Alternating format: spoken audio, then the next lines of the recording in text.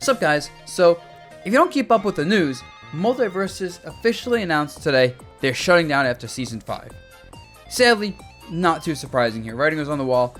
Game really just wasn't performing well since its full release almost a year ago.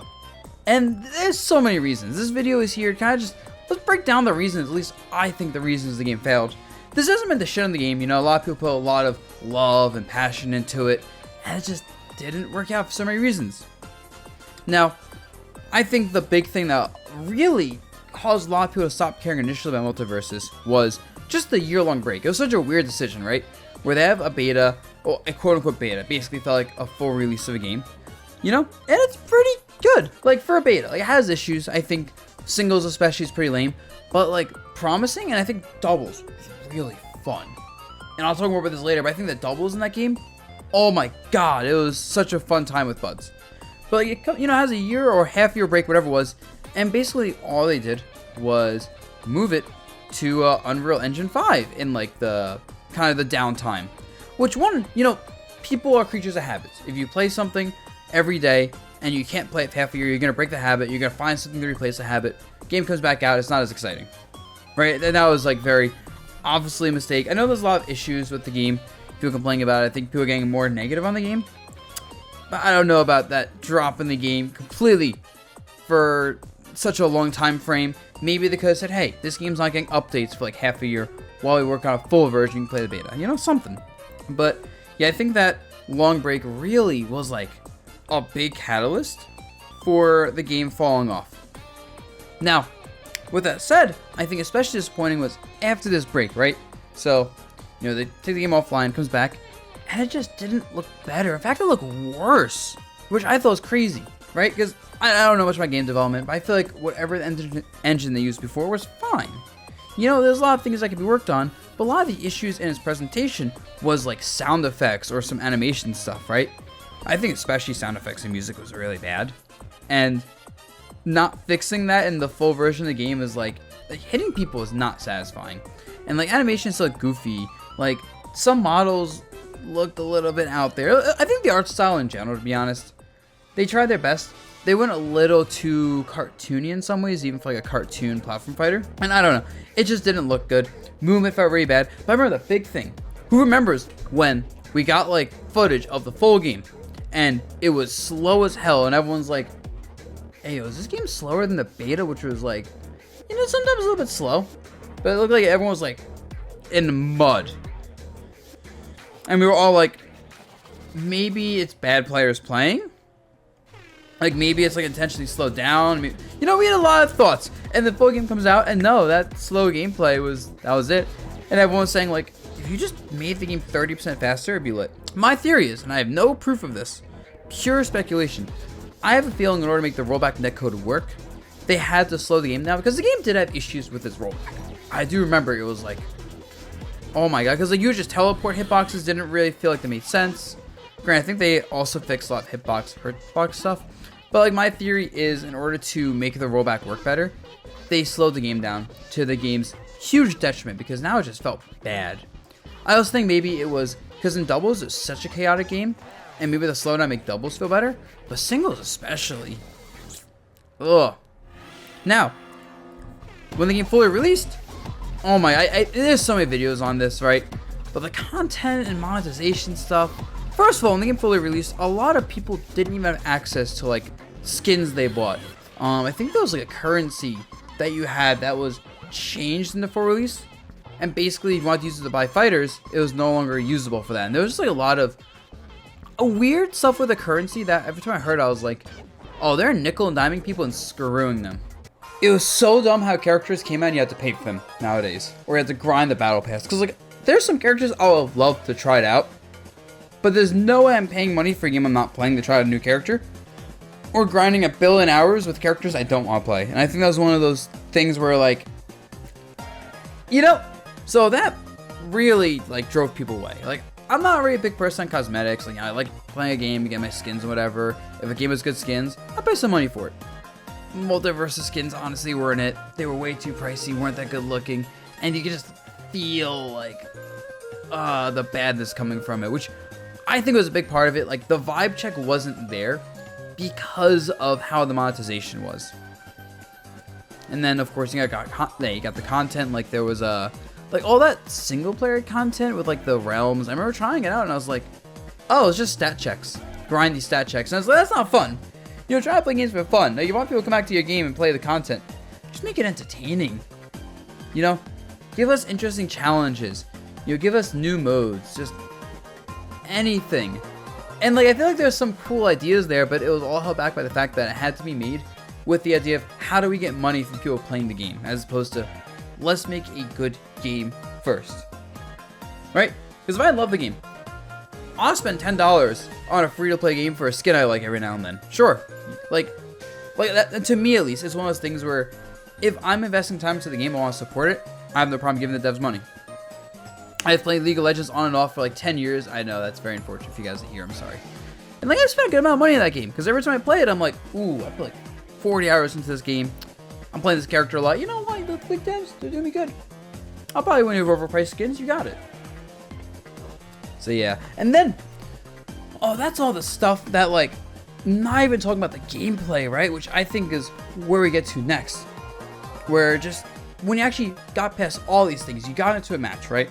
I don't think the game knew what it wanted to be on the full release. Because in the beta, there was a lot of stuff. Like, you know, you can kind of tell it was meant to be like a floatier platform fighter. No shields was an interesting idea, along with cooldowns. Like, they had so many ideas that I wasn't the biggest fan of, but it was unique. And then, from what I could tell, the patches, I guess because of players' complaints or something else, but they kept changing the game a lot, I noticed. Like, they added, like, more movement tech, which was really cool. But then the game's not built with new movement tech in mind from the get-go. And I remember they had shields, and I heard shields were really stupid. Because, like, there weren't really good ways to deal with shields. They had, like, add shield break moves to characters, like, or change properties. And just a lot of stuff where, like, once again, vibe check. The lack of confidence in the game they're making, identity, says a lot. Like, I don't want to commit to a game if I'm not sure what the game's going to look like in a year. Like, maybe it's a completely different game. You know, maybe the devs try something and it just sucks. So yeah, like, I get the idea of trying new things, and it's important to not get stale and try to fix problems, but to me it reads there wasn't a clear vision in the first place in a lot of areas, or there was, and they got scared off of it. I loved dubs. I don't like dubs in platform fighters normally. I think most platform fighters aren't really made well with dubs in mind. This game, I would love going on this game in the beta and just playing with my friend. Yeah, I wasn't the most serious for this game. I didn't love it like that, but it was a good time. It was more fun than playing like ultimate dubs online. Like, honestly, it might have been overall the most fun I've had playing platform fighter dubs. That or PlayStation All-Star Battle Royale, but that's a whole other conversation. And what I think was one of the biggest things about that was just the fact that the characters' kits were built with dubs in mind, right? Like, you had moves that literally were like buffs your partner. And I think the perk system, which I don't even know what happened to it. I think it still existed, but they changed it a lot. I don't know. But the perk system was so cool because you can build your comps based on, you know, the characters people are playing. You can build a lot of strategies with these characters, and then you have the perks to even help make more strategies. Like, I remember I had like a really dumb perk that was like, if you hit enemies with projectiles, they get like turned on fire, and there was one that like made them like go on ice. And there was like a perk that was anti-projectile, a perk that like buffed like moves like that did vertical knockback. You could like stack that with someone else to create crazy ladder combos. So much cool stuff, right? It was like a strategy game. I was like, this is freaking sick. Granted, in singles it didn't work nearly as well. But I think the devs honestly should have doubled down on the fact that they wanted to focus on doubles and really kept playing the doubles, because on its re-release it looked like they focused a lot more on singles, which is good. I think singles felt really bad and needed a lot of fixes, but not at the expense of the fun mode. Especially the mode that, like, you know, just queuing up in a game with your bud, it feels so good. You can't do that with a plat fighter. Like, I can't go in old dubs and have the same vibe because 4 people online stinks. You know? Rivals too, I actually only played doubles once and that was really fun. But I feel like I look at that game and I'm like, singles is the focus. I'm gonna play singles if I play that game.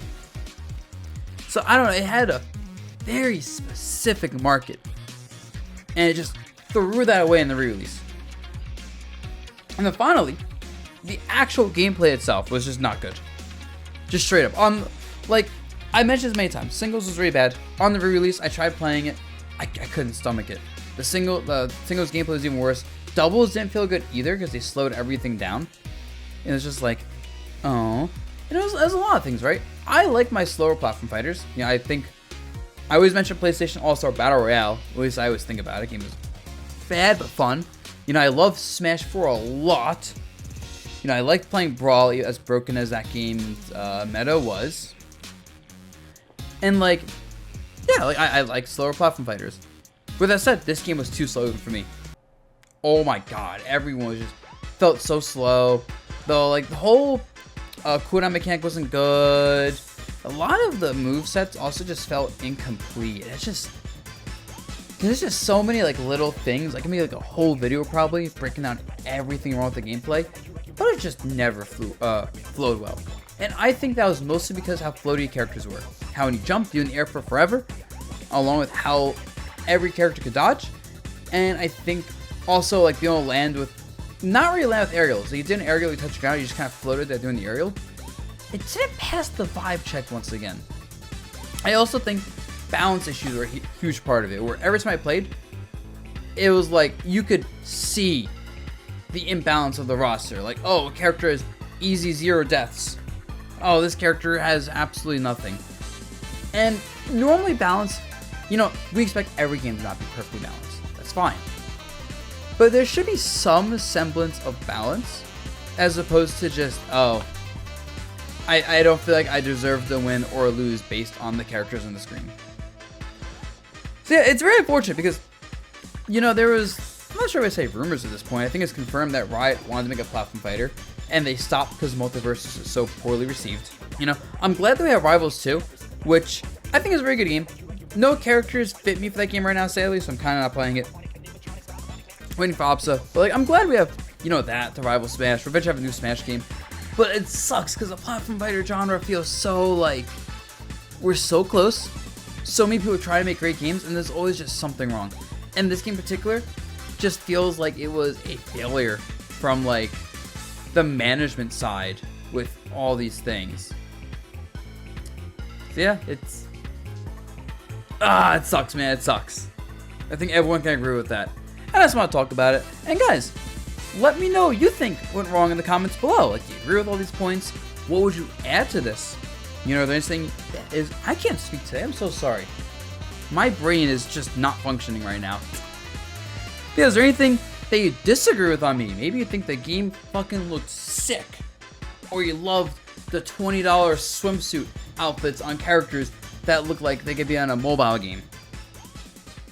Yeah, guys, let me know. Just want to talk about it a little bit. Catch you later.